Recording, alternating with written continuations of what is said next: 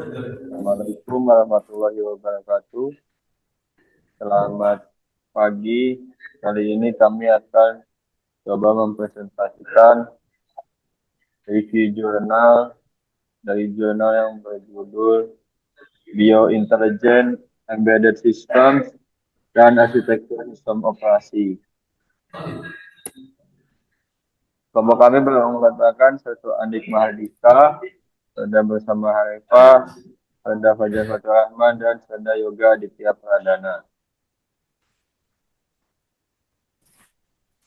Ya, silakan Sada Yoga presentasi terlebih dahulu.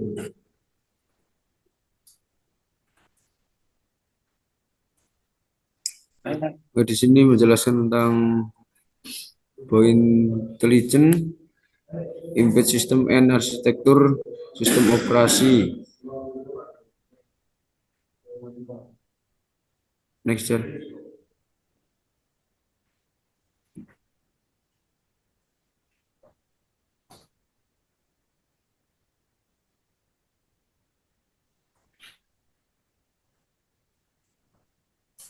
Tujuan penelitian yaitu bagaimana memperkenalkan BIS atau bisa disebut Biointelligent Embedded System sebagai bagian dari transformasi industri berkelanjutan. Lalu arsitektur OS, sistem operasi yang menangani kompleksitas, desentralisasi, dan kebutuhan real time.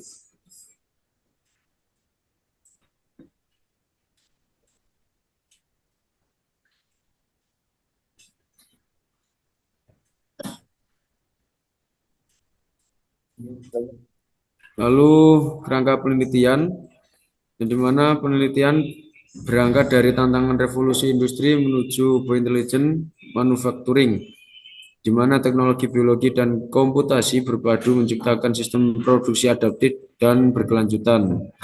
Yang pertama ada cyber physical system atau bisa disebut sistem digital tradisional.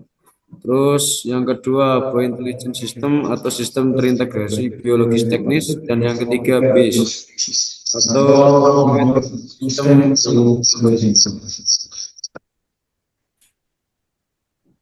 Selanjutnya ada metode penelitian.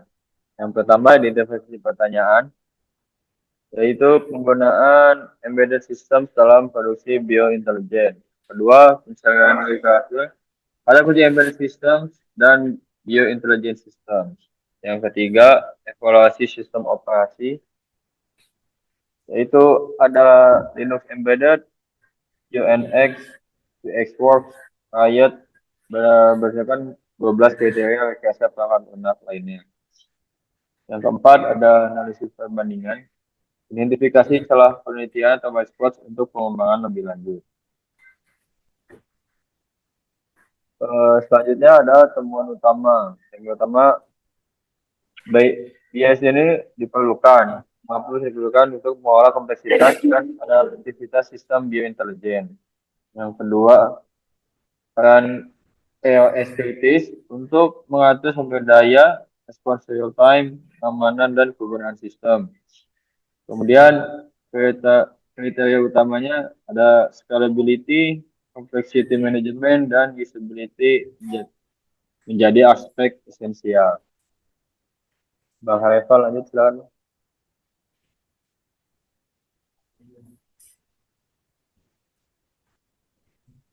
Cek. Coba. Evaluasi sistem operasi. Kedengaran nggak? Ya, Dengar. Bang. Evaluasi sistem operasi tertanam.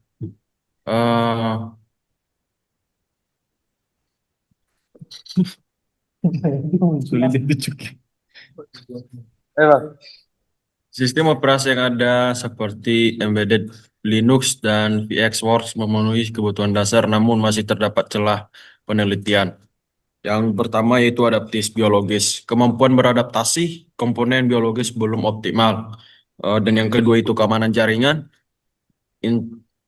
interoperabilitas antar sistem bioteli memerlukan pengembangan lebih lanjut. Dan yang ketiga, pembelajaran mandiri, kemampuan self-learning sistem masih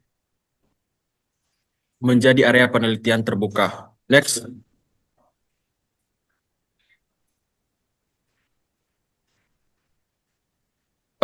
Keunggulan penelitian ada 3, yaitu satu, konsep inovatif yang dimana penggabungan biointeligensi dengan sistem tertanam yang belum banyak dieksplorasi. Dan yang kedua, kerangka evaluasi sistem operasi dapat diterapkan pada berbagai konteks produksi biointeligen.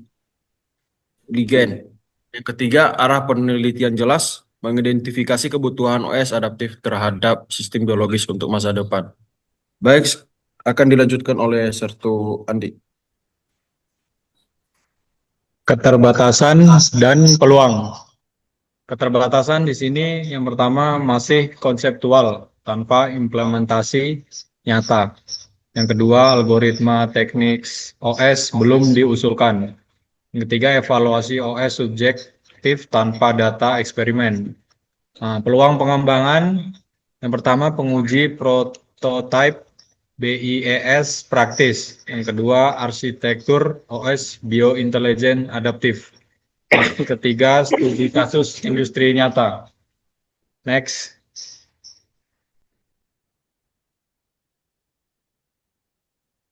Nah, kesimpulan dari presentasi kami berempat adalah penelitian menegaskan pentingnya pengembangan biointelligent embedded system atau yang disingkat dengan BIES dengan sistem operasi cerdas untuk mendukung transformasi industri berkelanjutan. OS untuk BIES harus mengelola kompleksitas adaptasi biologis, keamanan, dan kemudahan penggunaan secara harmonis. Next. Nah, saran pengembangan lanjutan. Yang pertama, pengujian eksperimental atau membuktikan konsep bias secara praktis dengan prototipe. Nah, arsitektur OS biointelijen mendukung adaptabilitas dan pembelajaran lingkungan biologis.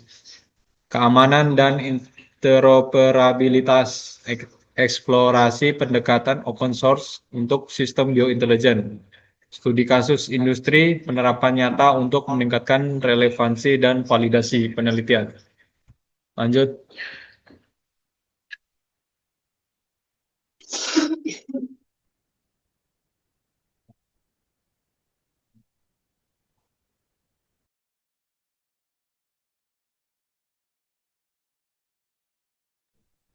Demikian presentasi dari kelompok kami pada hari ini. Terima kasih atas perhatiannya. Assalamualaikum warahmatullahi wabarakatuh.